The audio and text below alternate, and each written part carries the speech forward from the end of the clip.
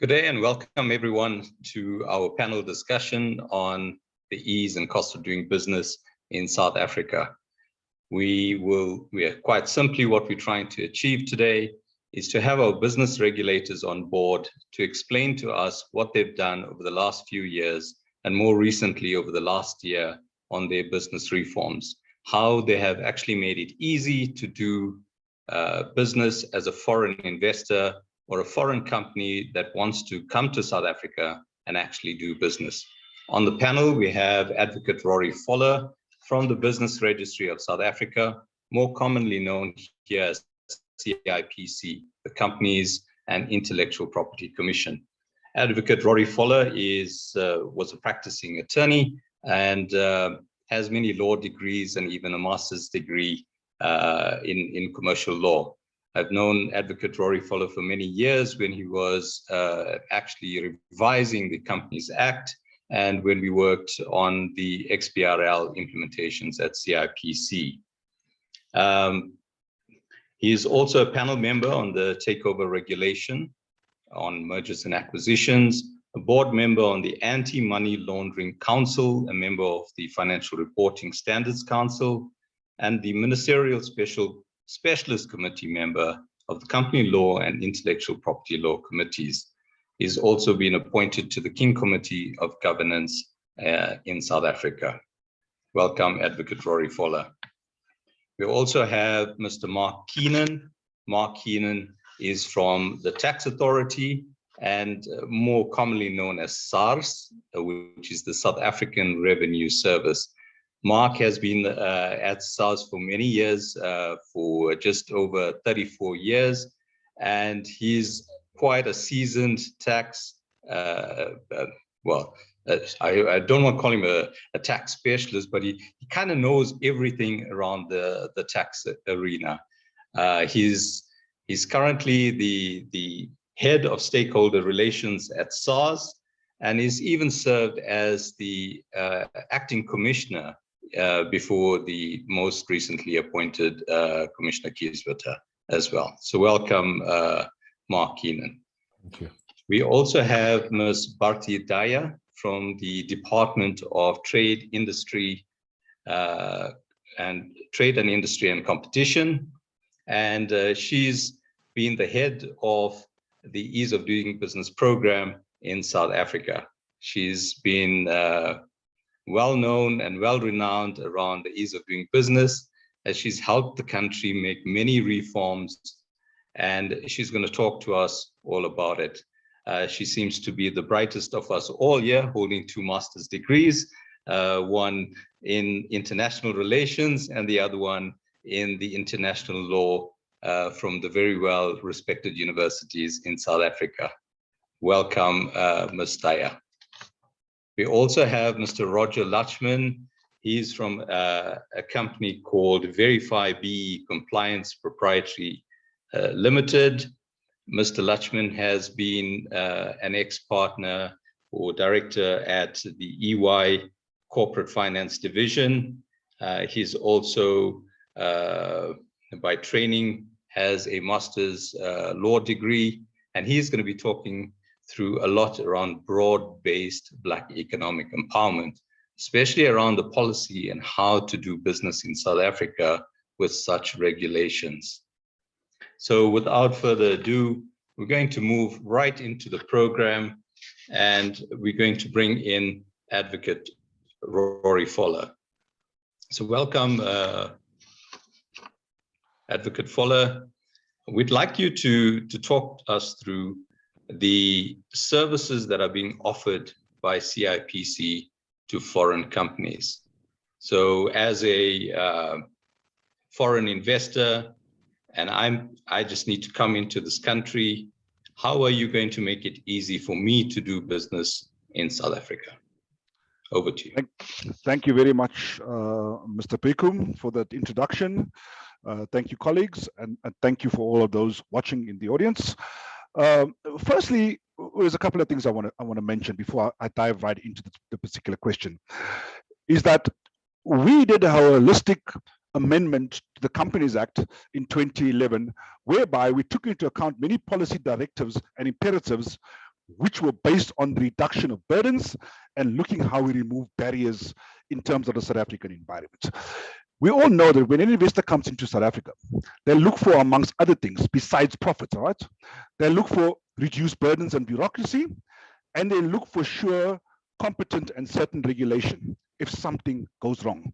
Basically, the compliance initiatives, right? So when we, as the CIPC, the Companies and Intellectual Property Commission, were established, we were established as a regulator of corporate and intellectual property legislation. But not only that, we were also involved in the facilitation and the promotion of these particular areas for investors, not only domestic, but foreign as well. Some of the key messages on the investment narrative that I want to put across is that the CIPC, we certainly look at empowering the enabling environment for investment and trade in South Africa because we have a modernization strategy. We've had it for many, many years. We want to look at how an investor can sit in his particular country, receive everything that he wants to do in that particular country when they are required to follow the corporate and IP legislation in South Africa. We're also part of what is called the World Intellectual Property Organization. So we're not only involved in corporate legislation, but foreign investors come a lot with intellectual property. They have trademarks that they want to protect, they have patents they want to protect, they have designs, and so forth. So being the biggest player on the African continent as far as not only corporate legislation, but as well as IP regulation is concerned, we have partnered with the World Intellectual Property Organization to ensure that we have empowering legislation as well as processes in place in order for that investor to come in, and the rules that they will follow are certainly benchmarked against world-class jurisdictions. We also have a sound regulatory framework which protects investors. In line of their commercial and legal practices, we certainly have developed pieces of regulation as well as developed framework and processes, which certainly go a long way to ensure that investors who come into the country receive the support they require if things do not work out for the best. Regulatory requirements, basically. And we have world-class infrastructure, which I will also show in terms of my discussion. We look at various functions and programs within the CIPC in order to facilitate this. The first one is obviously service delivery and access. So when an investor wants to come into the country, he must find what he wants in a single place. He mustn't go all over the place. So partnerships and collaboration are vitally important to CIPC. We partner with the South African Revenue Service. We partner with the Department of Home Affairs, for example, if you want visas and the like. We partner with InvestSA, who will speak a bit later, to the Department of Trade, Industry and Competition. We also partner with the Department of Labor, because if an investor comes in and he wants to start a factory, or he wants to start an establishment, manufacturing and the like, and he has South African employees, there are certain regulations and labor laws that he has to comply with. And we are part of that facilitation process through InvestSA and partnering with other departments. We also have what is called the Innovation and Creativity Promotion Program, taking once again the IP related aspects of business. We can never leave that aside, because when we get to the issues around patent protection, investors want to know that if they come in with these intangible assets as they were, they get exactly the same protection as if they were in their home jurisdiction or in the broader space in the world intellectual property jurisdictions. So we also have a program that facilitates that and regulates that accordingly. And the last program that we facilitate is called Business Regulation and Reputation.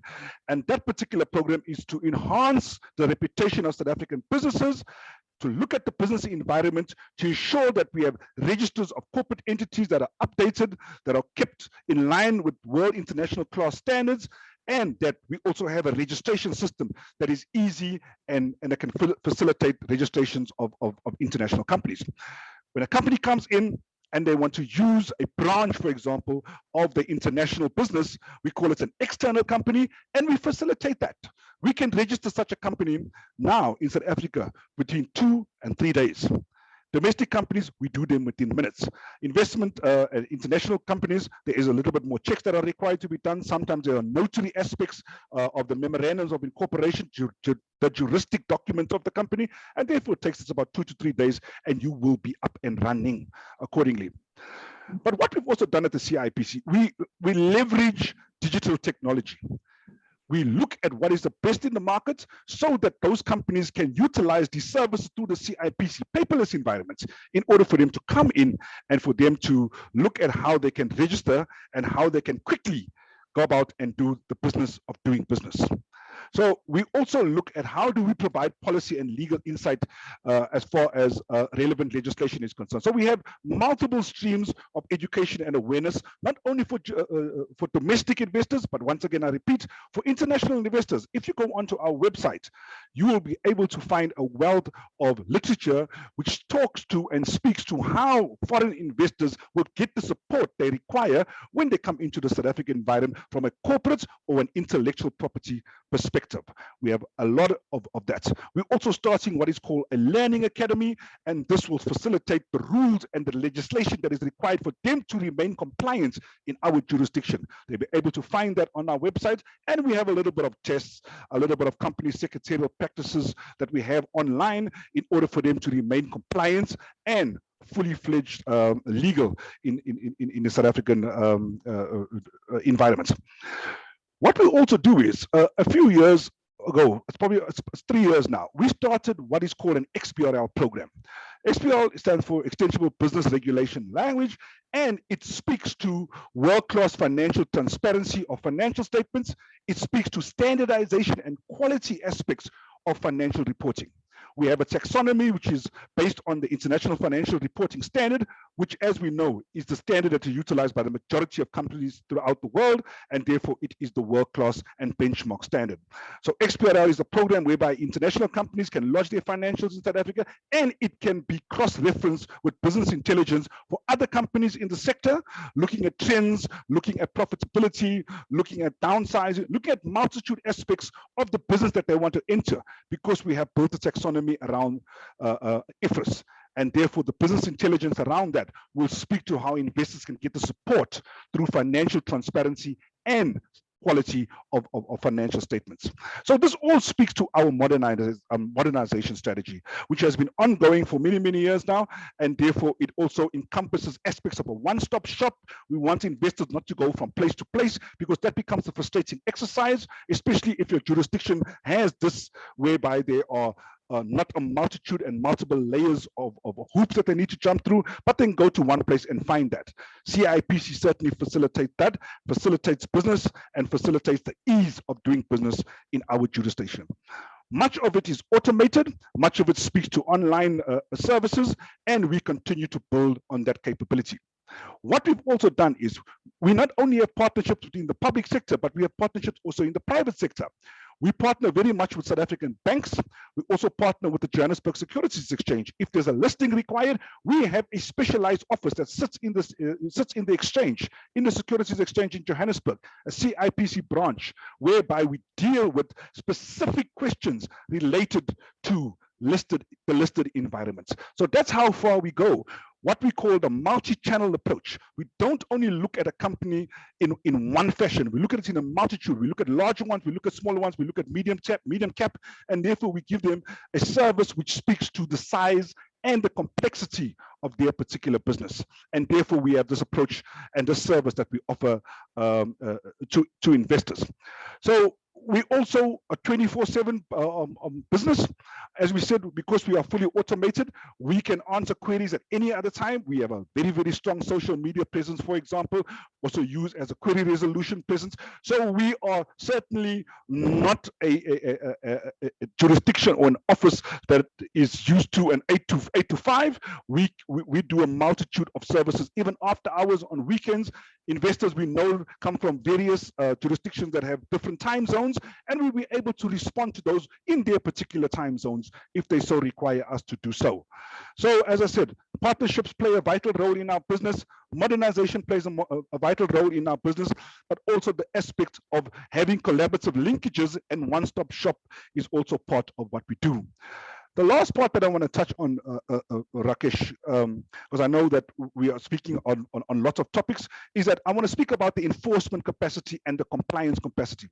We also built within our jurisdiction and our legislation the ability to regulate and enforce if there are aspects that require that to be done.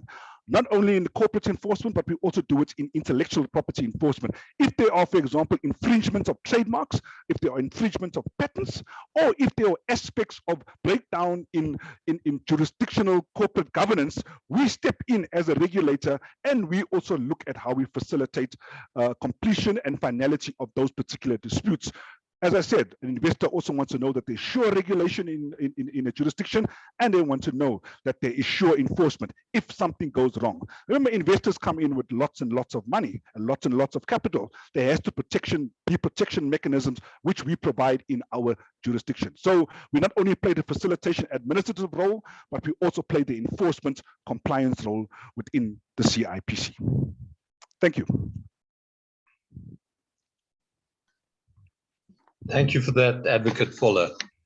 Before we let you off, you did mention something about innovation, and more recently you've introduced something called Biz Portal. Can you tell us a little bit more about this innovation? Thank you, Mr. Beekum. Biz Portal is one of our flagship projects that we've launched a few years now. It was actually launched, Rakesh, by the President of South Africa at the investment conference of 2019. So basically, it speaks to the heart of investment. It is a portal which is used for a single entry for multitude of services. What we have there is company registration services linked to tax registration services, linked to Department of Labor legislation and regulation services such as the UIF, Unemployment Insurance Fund, or the Compensation Fund, but also within that particular portal, an investor can apply for a bank account. There's also aspects that we want to look at ancillary services, which is applying for a website if they so require, or email addresses. It's a multitude of services. We even contain what is called Black economic empowerment within those particular processes. So the Biz Portal, when it was launched, it spoke to how we want to reduce an investor, domestic and foreign, going to various departments, going to various public entities when they're required to start a business. You can go through a single entry portal. You will find all of what you require there at. And the good part about it is that when we built the system, we built it around a very strong turnaround time, what we call a service delivery standard. The service delivery standard for the registration and the running of that particular entity is no more than 24 hours. If you lodge to the Biz Portal, you will be able to be up and running by the very next day. Within 24 hours, your business will be registered and you'll be able to interact, go out and do leases, go out and do whatever else you require in order for your business to run. So the Biz Portal is our flagship. We also built it along the lines of year on year, bringing on additional services to make it easier. Not only do we register, but we also do maintenance of companies. If you want to change your directors, you're welcome to do so through the Biz Portal. If you want to change your address, you're welcome to do it through the Biz Portal. Or if you want to lodge your annual return, which is keeping your company current, you're able to do it through the Biz Portal. We worked in a very strong collaboration with a multitude of departments. We work very, very closely with the World Bank regarding that. They regard it as also as a world-class system. It's been running now for approximately 2 years, and we've done something like 150,000 new companies through that particular portal. It shows that the uptake of it is certainly received in the market and certainly being utilized by not only the one-man show, but we have lawyers coming through, we have accountants coming through, and a multitude of services are there at. So we're quite proud of the Biz Portal. You can get a lot of information. It's not only a registration portal, but it's also an information portal. So investors from abroad can go and play around with the Biz Portal to find out exactly what we need. We will be bringing additional functionality that speaks directly to the international investor as well onto the Biz Portal. Thank you for that, Advocate Voller. Tell me, how much does it cost to register a business on the Biz Portal? 175 rand. That's 175 rand. 175 rand, approximately $12 US. Okay, great. I think that's quite reasonable. Thank you, Advocate Voller. It's a We're going to move on to the tax authority, and we're going to move on to Mark Kingon. Mark, what are some of the services offered by SARS to foreign companies? Oh, well, thank you very much, Mr. Beekum, and thank you very much for the panel being here today. I thought if I may, Rakesh, that I could flight just a quick presentation, if that's at all possible, for people just to understand some of the issues that I'm going to address, the question that you've raised, if you don't mind. I just want to check that you can see that yet.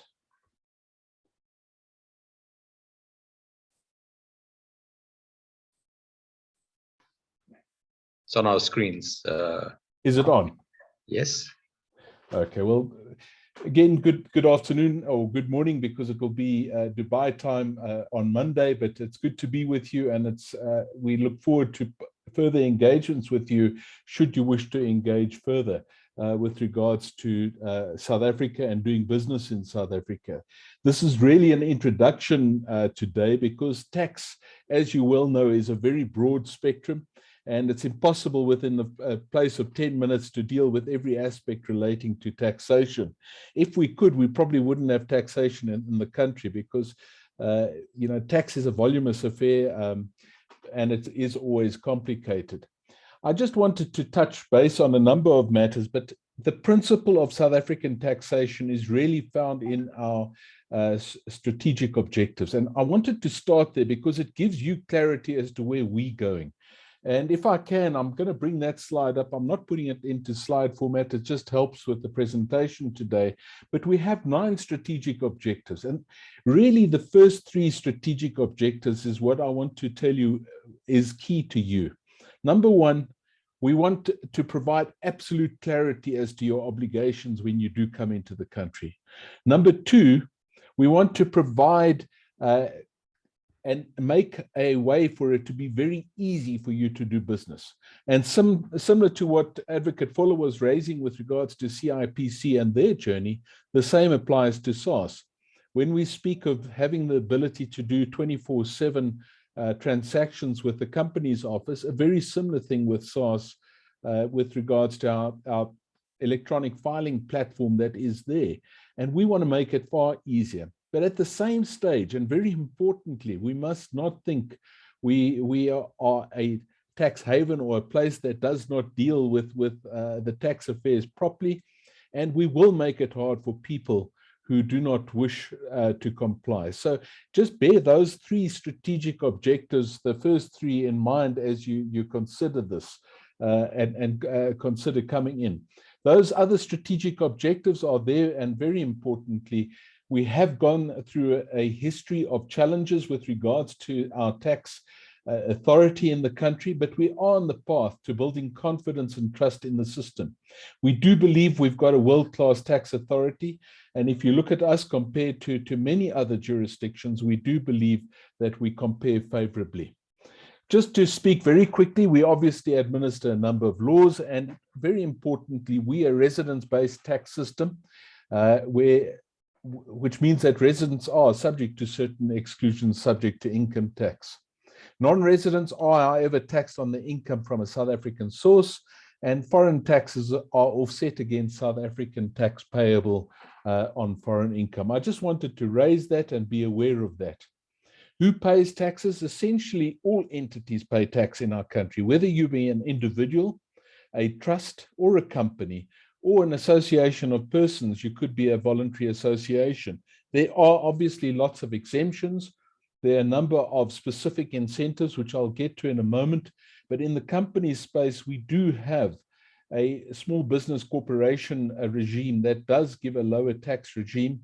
And not that it's applicable in this context, we do have a turnover tax regime.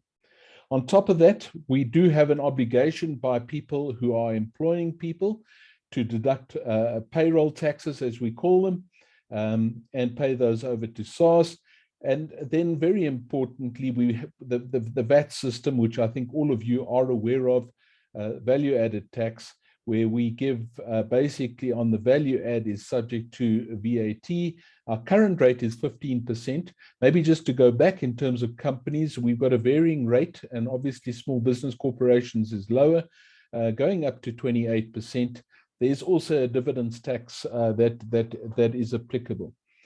How do you pay the taxes? And I think that goes back to my opening comments about us having an e-filing platform that is very readily accessible.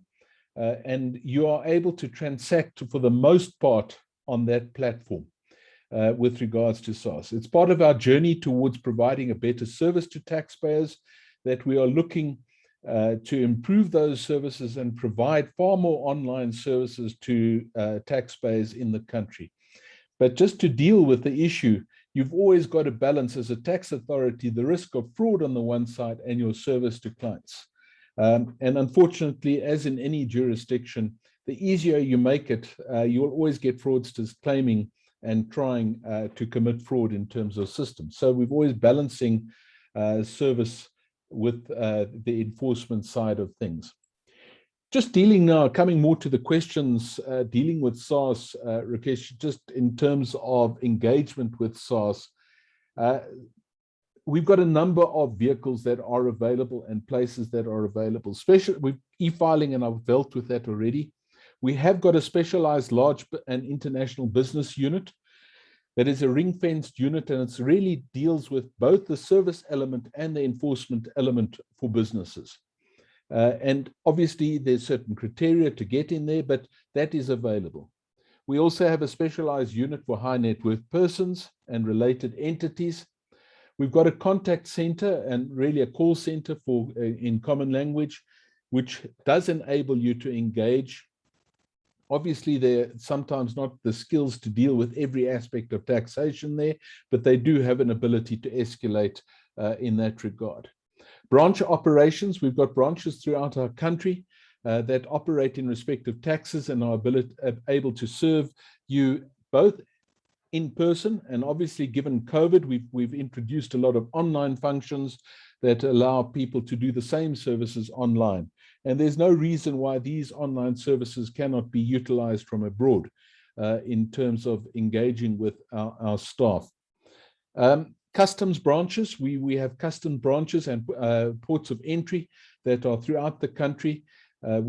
In terms of normal customs transactions, which I'll get into a bit of detail later. Maybe very importantly, Rakesh, we mustn't forget the ability where there's a large transaction going to happen, that there's an ability to get advanced rulings on certain specific transactions to enable you to have certainty in doing business in the country. We also have an ability to get private binding rulings and a binding general rulings, as we call them, which enable you to get certainty, because certainty in coming into the country on your tax impact of the transactions is critical, and we do recognize that. Rakesh, if I may, can I move to customs just very briefly, and I won't be going into all the detail. We will be making available a set of slides with regards to, and maybe before I get to customs, we will make a set of slides available with regards to customs, which is far more detailed. On top of that, we will make a list of tax incentives, which I'll address very briefly in a moment, that we have in the country, and then we'll move to customs and excise. I'm not sure if you can see that at the moment. Is it the same presentation you have in front of you? Or is it the corporate income tax incentives? Well, what we see at the moment is an extra corporate income tax incentives. I'm going to flight a slightly abbreviated one of these, just for purposes of today. But Rakesh will make this available to the people participating today, that we can go into it in more detail at a later point. Just very importantly, and I'm not going to go into the detail because time will not permit, we obviously have headquarter company regime, and there's certain aspects relating to that. Rebates, subsidies and exemptions, scrapping payments, there's a whole host of issues relating to that. Deductions in respect to the acquisition of intellectual property, research, farming, renewable energy relief, deductions for manufacturers and hotel keepers, and it goes on. So Rakesh, we can go into all the detail, but I think it will be far more interest to for our people participating today to get it in front of them. But as in any jurisdiction, there's always the challenge with tax incentives. Are they targeted enough? And they're always being reviewed. And one must bear that in mind as one comes into the regime. But there's a whole list of tax incentives that we can make available at a certain point in time. but you will find them generally aligned to what most jurisdictions have. And obviously a big one with a high capital intensive investment would be the depreciation and the write-off provisions relating to those. We have all those in place, and there's a lot of more detail that is available in place for that. If I may just jump back to customs, and really we are come out of a history of being divided into the income tax, VAT and pay-as-you-earn space and the customs and excise space. And really we still operate to a large degree in that vein. So I just wanted to touch on a couple of issues with regards to customs that you may face, and we'll provide the additional detail. And I think one of the other speakers will be touching on a couple of things with regards to registration. Very importantly, importers and exporters, clearing or registered agents must be registered or licensed before submitting a customs clearance declaration. And just to highlight at the very end of that page, and I'm not going to go into the rest, importers and exporters, customs clearing agents or registered agents are not required to register. This is the exception if you have 10 or less transactions, 10 or declarations per month. So just be aware of that. I think it's important. We have a AEO, and I won't be going into that today. Our customs is handled very similarly to what is across the world. And obviously you are required to make the customs clearance declaration when you import or export goods from the country. And it has to be submitted either electronically or manually. And we really are predominantly focused on the electronic framework. We are moving towards, and I think this is an important issue, an automatic or automated release of goods, that we don't stop trucks or things at the border, that it all gets done pre, and only the risky items are stopped and scanned, etc., at the ports of entry. So automated processes is very important. With regards to doing business outside South Africa with our neighbors, we are working on, and it's been work in progress for a number of years, with regards to a so-called one-stop border post, which I won't be going into, which is really there to create an ability to have the economies grow without the stoppages at the various border posts that are happening even today.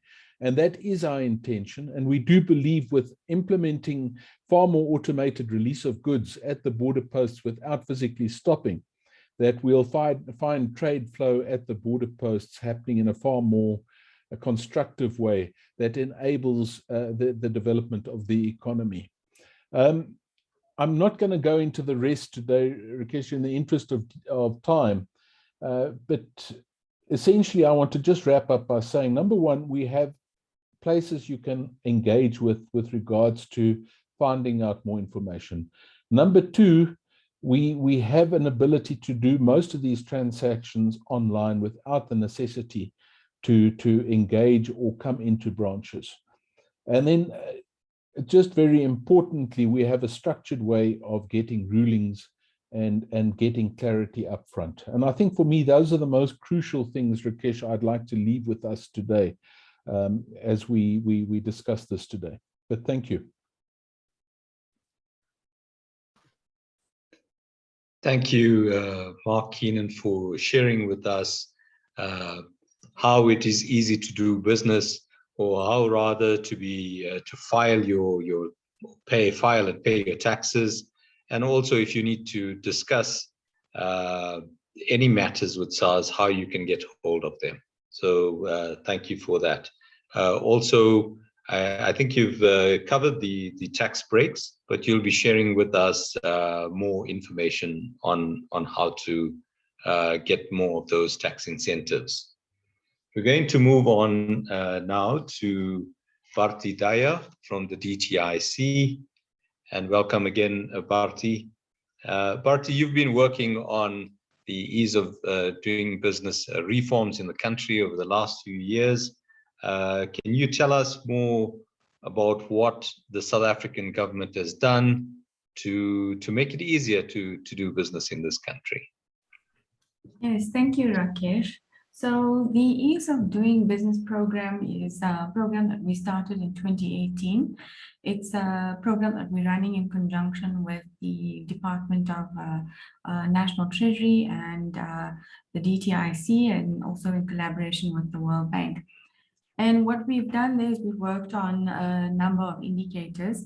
So it would include trading across borders, registering of property, construction permits, starting a business, and paying taxes. These were the first 5 indicators that we worked on because we believe those were the quick wins. So now Commissioner Voller has already touched on starting a business and BizPortal.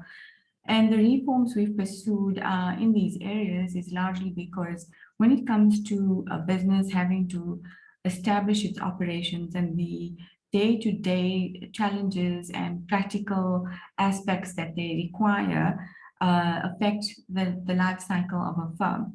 So a company will come in and, you know, they would need advisory services on land, on rental rates, on construction permits, on taxes, and also, you know, the day-to-day aspects around the import and export of goods and that relating to customs and excise, as well as general company taxes.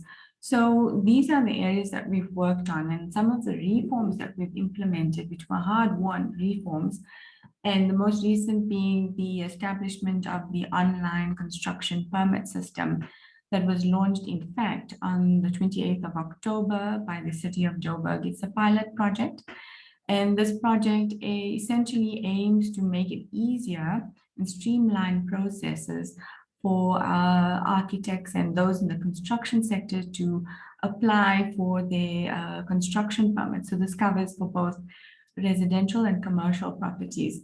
And I think this is quite important because prior to having had this system established, it took the city of Joburg quite a long time to make these permits available. And previously architects had to visit 4 departments individually: road, stormwater, energy, water and sanitation, and fire. And by implementing the online system, these 4 procedures were removed, and you can obtain a construction permit within 15 days in the city of Joburg, and it was previously 28 days. So, I mean, this is quite a significant milestone in the construction sector. And we all know the construction sector is quite important to creating employment, to economic growth. It supports industry, attracts FDI, tourism, and also requires inputs from a number of other sectors as well. So that was just one area we've covered for construction permits. For starting a business, we worked with the CIPC, and Commissioner Voller indicated to you that they launched the BizPortal platform that's made it easier to register a company in South Africa. It can be done within a day. Previously, it took about 40 days. And we also worked with the city of Joburg on registering a property. So previously, they did not have a system for rates clearance. People had to stand in queues at the various authorities to receive their rates and clearance certificates. And now, since this program commenced and the work done on it, they have established an e-rates clearance system. So that is also another area or milestone that we've achieved for reforms that have been implemented. So I'm going to touch on a lot of other things that are quite varied, but these are the practical aspects that actually affect a business. And the other area that on trading across borders, we've worked with the South African Receiver of Revenue, the Service SARS authorities, and they've established a single platform for joint inspection. This is important because it enables the free flow of goods coming into and leaving South Africa. So it makes the process a lot simpler, less compliance in terms of documentation, and also moved on to an electronic system. So, you know, those importing goods or exporting goods, their goods don't have to go through to SARS or the various departments, whether it's Department of Agriculture or the Department of Health or the police. For that matter, it's a single platform that is established, and essentially this is what would fast track the movement of the import and export of goods. And then in another area, SARS has also established its authorized economic operator program. And in this program, we find there is essentially clients are pre-screened, and it enables also streamlined processes for the movement of goods. So, I mean, some of the benefits of an AEO program are simplified processes, electronic warehouses, specialized service delivery, reduced compliance audits, expedited refunds and reduced deferment bonds, as well as no special attendance fees. So I think this is quite important to businesses in their day-to-day operations. And this is what matters, because time is money. You can't afford to waste time on long processes, on filling out number of documents and duplication of documents. It takes too much of time, and government is committed to ensuring simplified processes, and these are the reforms we implemented.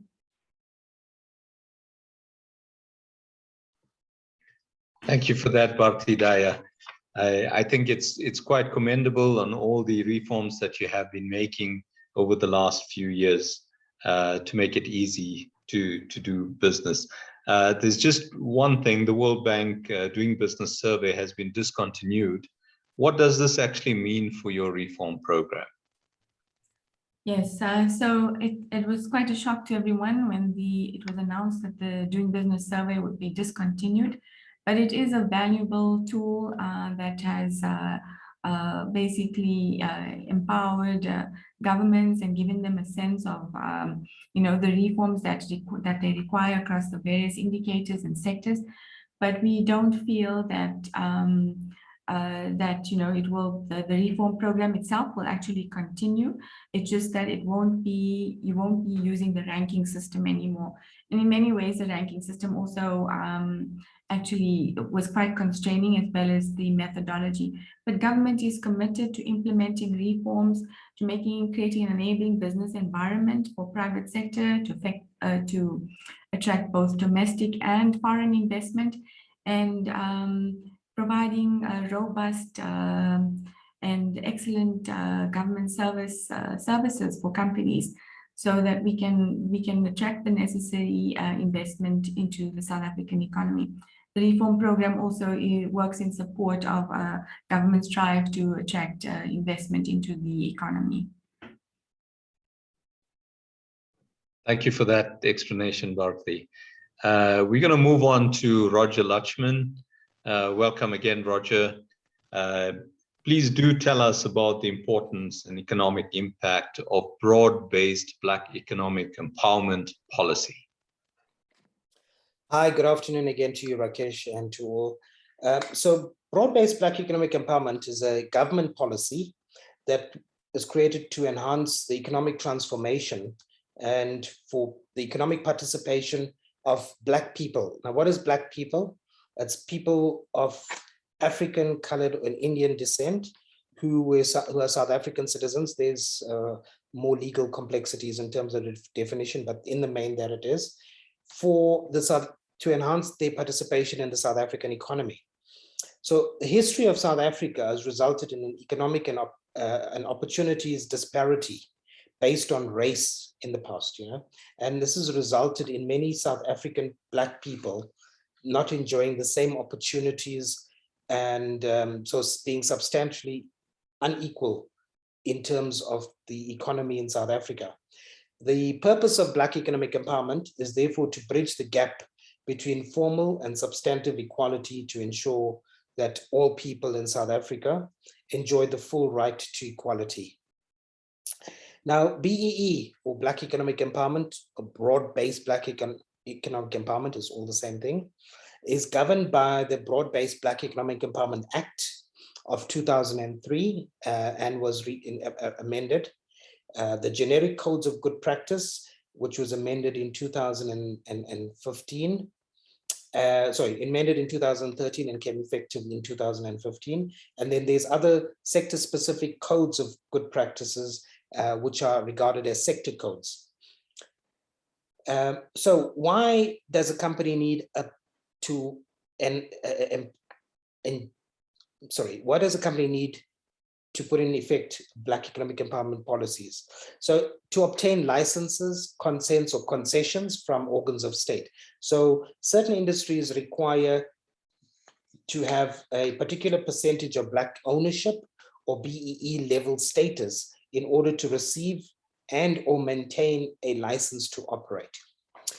Then the other area is when they're transacting with organs of state. So organs of state or government, as we commonly know it, are generally required to issue a request for proposal for any work that they intend to source from the private sector. The response on that RFP or request for proposal is scored out of 100, and in terms of which 90 out of 90 or 80 is for the price and the ability to deliver the required services or goods, and the balance of either 10 or 20% of that adjudication process and scoring depends on the value, depends on the BEE score. So therefore, Black economic empowerment credentials are important when transacting with organs of state. Certain other organs of state have also been known to set minimum BEE criteria relating to BEE ownership or ratings before potential bidders can even qualify to submit bids. With regards to transactions with private entities, the interactions with private entities will be better when a company that has a BEE score procures goods and services and produces that scorecard to the company that they're buying from, because ultimately, as I said, that it would improve the scoring of the company that is buying the goods and services. So how is a BEE rating determined? Okay. An entity needs to ensure that certain initiatives, as per the codes which I mentioned earlier, are complied with. This must be documented, as these initiatives would need to be substantiated during a BEE verification process or the BEE audit process, which then leads to a certificate being issued. The certificate would reflect a scorecard along with pertinent information relating to the entity that had been assessed. The BEE codes contain a BEE scorecard with 5 elements, and the company is measured against the scorecard in order to determine its BEE score. The 5 elements, I'll just go through that, Rakesh, is ownership, management control, skills development. Enterprise and supply development is broken into 3 different components, which is enterprise development, supply development, and then preferential procurement. And then the 5th element is socioeconomic development. All of these are total to give you out of a score of 105. So once the scoring has been done, there is a recognition level that is determined based on the score that has been achieved. So an entity's BEE level will be set out in the BEE certificate issued to it, and the BEE certificate is valid for 1 year from the date in which is issued. So if a company scores 135 or more points, and that's because of certain bonus points that are awarded, then the company will be issued a level 1 BEE level scorecard. If it achieves 100 or more points, then they will get a level 4 rating. And should they receive only 50 points, then they'll get a level 7 rating. So I'm not going to go into all the different levels, but in the main, those are some, just to give you an example of the scoring requirements to be able to get a BEE level rating. So yeah, that's about those areas in terms of the reasons for Black economic empowerment, Rakesh. Thank you for that. I just have one more question. Can you just explain what is meant by equity equivalence as it relates to the BEE policy? Okay. So multinationals that have global practices preventing them from complying with the ownership element of Black economic empowerment through the traditional sale of shares would need to prove that they have not entered into a partnership arrangement in any other country for the recognition of contributions in lieu of the direct sale of equity. So such contributions then are referred to as equity equivalent contributions and are considered as an alternative to selling of shares in the entity. So the value of the equity equivalent contribution will be measured against 25% of the value of that multinational South African operations, or maybe measured against 4% of the total revenue from its South African operations annually over a period of continued measurement. So equity equivalent programs typically promotes socioeconomic development and advancement within the South African economy. So in that way, the company does not necessarily have to sell shares in its operations in South Africa, provided that they do an equity equivalent program. Now, a number of multinationals in South Africa have already been involved in developing and maintaining their equity equivalent program. Most notably, one of them that I've been involved in was IBM. So it is a very good alternative rather than selling shares in a South African in operations for a multinational. Thanks, Rakesh. Great, thank you for that, Roger. It's quite interesting, and these type of policies might not be relevant in other countries, but it's very bespoke to South Africa. So thank you for that. I'd like to bring on Mr. Yunus Hoosen, who's going to take us through just 3 slides on the InvestSA website, the Doing Business website, and the launch of a new book on South Africa. Welcome, Yunus. Thank you, Rakesh, and thank you to the team of the Commissioner Voller, Mark, Bharti, and Roger for that comprehensive overview on the business cycle and the regulatory environment in order to operate in South Africa as an entity that would want to do business in South Africa.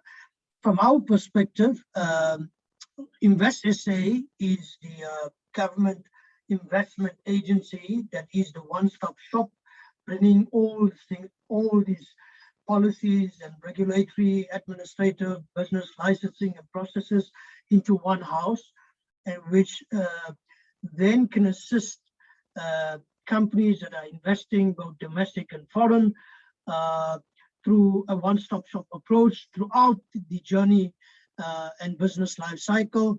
And we have a website called investsa.gov.za, which provides you very comprehensive information that what has been said today in terms of company registration, in terms of taxation, in terms of what documents are required, as well as compliance issues on our website, including the BIS portal that the Commissioner Voller has mentioned for company registration. So InvestSA also gives you what sectors of opportunities, investment projects, talks to you in terms of investment in provinces, as well as gives you the opportunity in terms of our special economic zone program. Next slide, please. Now here is what Bharti and Commissioner Voller and Mark talked about. A very comprehensive website was doingbusiness.org.za.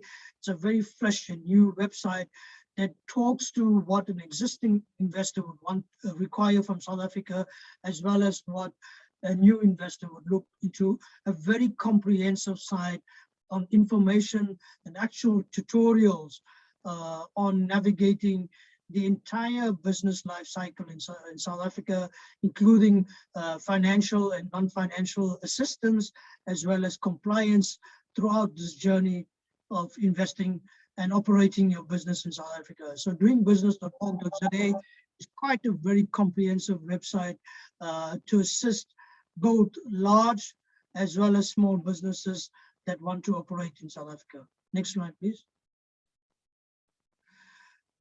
During the Dubai Expo 2020, as well as the COP26, we will launch this particular investment case.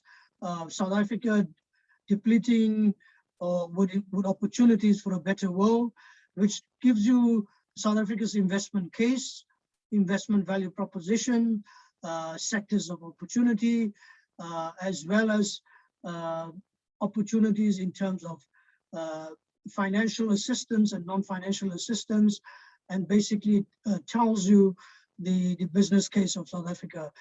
It's a booklet that we will launch on Monday, and we look forward to handing and providing this kind of information to all businesses that are interested in operating in South Africa.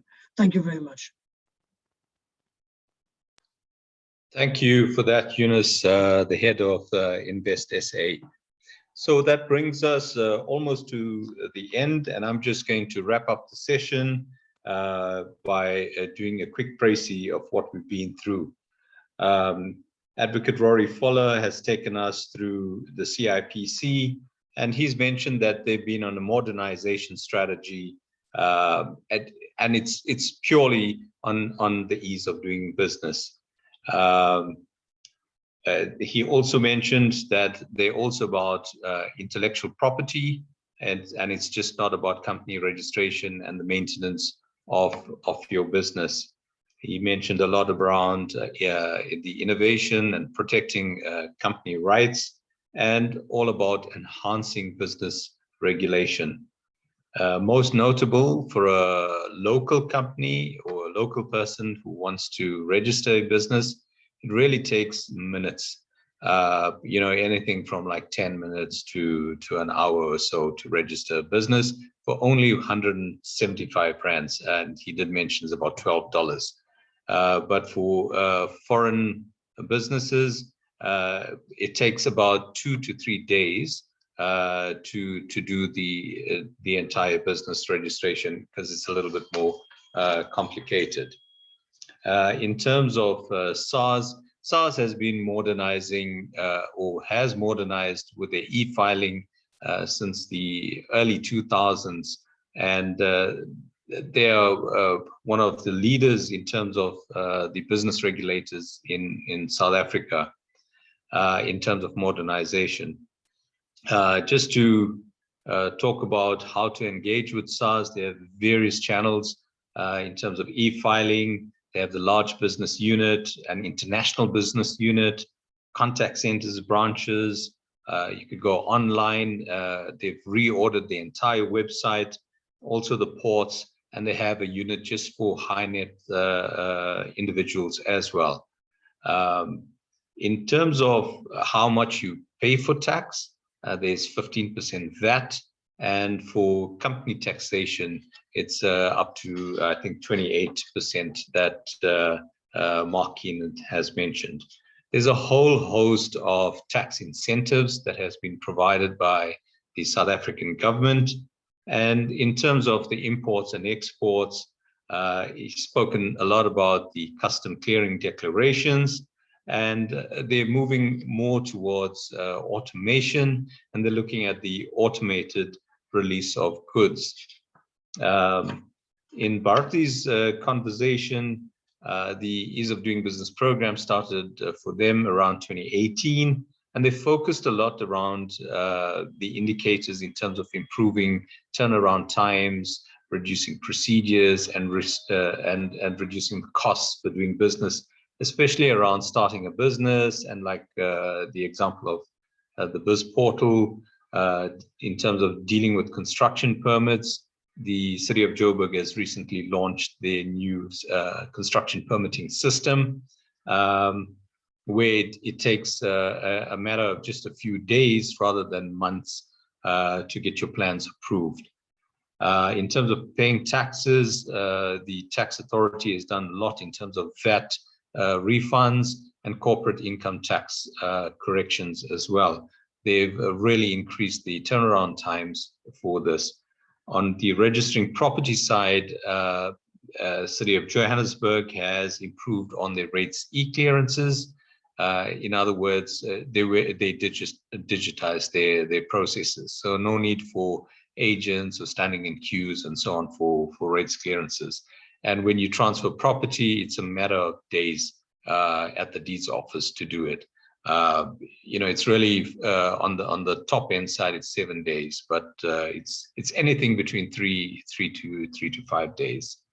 And the real strides around the trading across borders, which is imports and exports, basically is a single platform for joint inspections. In terms of Roger Lachman's presentation or talk around the broad-based Black economic empowerment, it's really trying to correct the inequalities of the past due to apartheid that we had in South Africa, and it's really to uplift historically disadvantaged individuals. But really, what it's about, it's kind of good practices, and one needs to follow through as a business.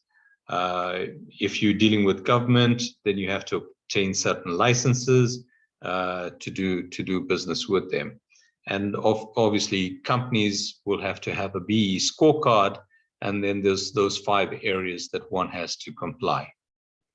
So I think we've had quite interesting discussions from our panelists, and I'd like to thank all of you for attending this panel discussion, and hopefully we can share some of the presentations and some more of this information to all the people who will be watching this webinar later on.